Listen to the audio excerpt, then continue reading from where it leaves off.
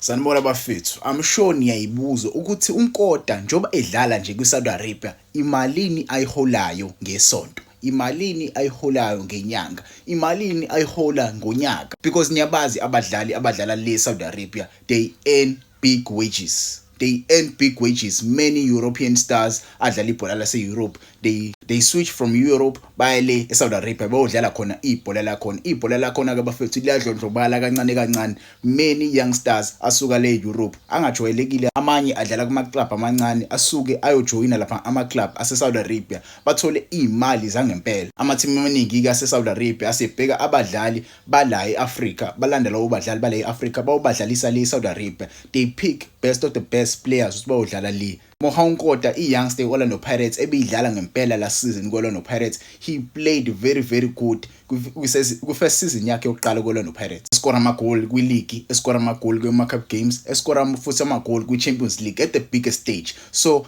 bambona lapho uNkota ukuthi ngempela lo mdlali lokumele ayodlalela iclub yase-Saudi Arabia i-Al-Tifaq. Udlala nje kule league ekhona khona i-stars ngempela. You can name abo Benzema, even uNeymar bedlala khona, uNeymar right now sebuyelele eBrazil, uNeymar bedlala khona currently, Ronaldo badlala khona, even abo Kante.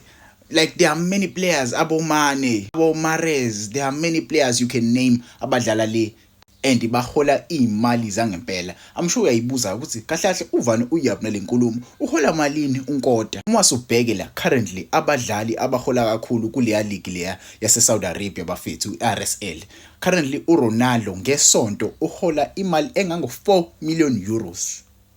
4 million euros per month. Umdlali omlandelayo uRiyad Mahrez ohola 1 million per month, mase kuza uKarim Benzema ohola 900k per month, kulandela uSadio Mane ohola 700k, Koulibaly 600k, mase kuthi Ivan Toney 400k, mase kuthi N'Golo Kante naye ulapho ko 400k, Milinkovic nawe la ulapha ko 400k, yabo Brozovic, Darwin Núñez, Coleman, Theo Hernandez, Malcolm, Joao Felix, Ruben Neves. There are many European stars. There are even Ballon d'Or winners. Yabo Ronaldo Ballon d'Or winner, siyambona lapho Benzema Ballon d'Or winner. So they made sure they pay these players. Yabo. And mase ubheka imali enze uRonaldo ngonyaka 208 million.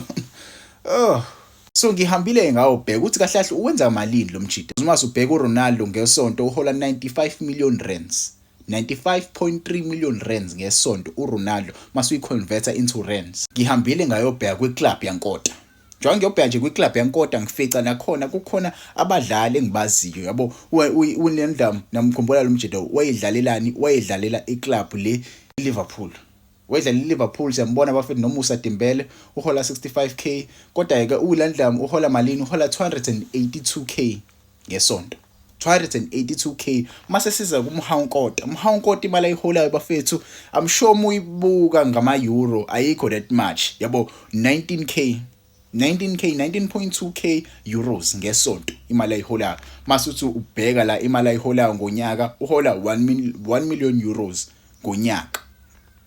Ngonyaka uhola 1 million euros. Mase uye koyiconverta le mali izokumangaza kakhulu nje. Mase uconverte lo 19 million euros uwodwa uzokumangaza kakhulu, because ngesonto ngithe sengiyiconverta u388k le mali ayihola ngesonto. 388k ngesonto imali ayiholwa uNkota. The amount of money he earns per month, he earns 388k. Ngonyaka imali ayiholayo mase uyiconverte le mali le, ngonyaka uhola imali engango 20 million rands. 20 million rands. 20 million rands. Njengoba ehola 20 million rands ngonyaka, icontract yakhe izo-expire nini? Izo-expire ngo-2028. Njengoba izo-expire ngo-2028 icontract yakhe kwi-Al-Tifaq. Guess how much money ozobe senayo ngaleyo 2028? Guess how much money ezobe senayo ngalo 2028? Uzobe senemali close to 60 million. Close to 60 million. This is actually big. I don't want to lie. This is actually big for a player like Nkota, a young player from South Africa. He's still a young player. And one thing I like about Nkota njobe edlala le yabo. He's playful, usayingane, sakhombisa ukuthi usayingane. I just hope labadlali laba around him bazomfundisa ukuthi imali iphathwa kanjani, bazomfundisa ukuthi how you carry yourself as a player, yabo, because many players who are surrounding him abadlali abadala asebeyazi indima yomkhakha lo asowujoyina umjida, yabo. So bazomfundisa ukuthi imali iphathwa kanjani, akwazi futhi ukuyiphatha yena around abantu, because imali iyamshintsha umuntu. Imali inokumshintsha kumuntu, angenza izinto eziright, angenza izinto eziright. Njobe uyodlala nje lapha eSaudi Arabia, eSaudi Arabia bafisa akwenziwe into eningi. Uma wenza into ebhedayo, uyaxoshwa eSaudi Arabia, uyaboshwa. Uyaxoshwa, uyaboshwa, awuphuzi lapha. Yabo, izinto eziningi nje lapha azenziwa. Leya country leya istrict kakhulu, yonke ngiyithanda ngaleya country leya. So I hope umjida uzokwazi ukwahlonipha amasiko akhona, akwazi futhi ukuyispenda kahle imali yakhe, abuyise imali ekhaya, akhumuze ekhaya kumele akhumuze ekhaya, but nje imali yakhe ayi-invest. Because le mali lenkulu kakhulu, 60 million. Imagine 60 million. Phela 2028 bafethu useduze kakhulu. Useduze kakhulu, and mase umbheke na iminyaka yakhe isemncane kakhulu. I think una 20 years old. 20 years old. I think mase kushaya u 2028 uzobe senaba, I think 24 if I'm not mistaken, but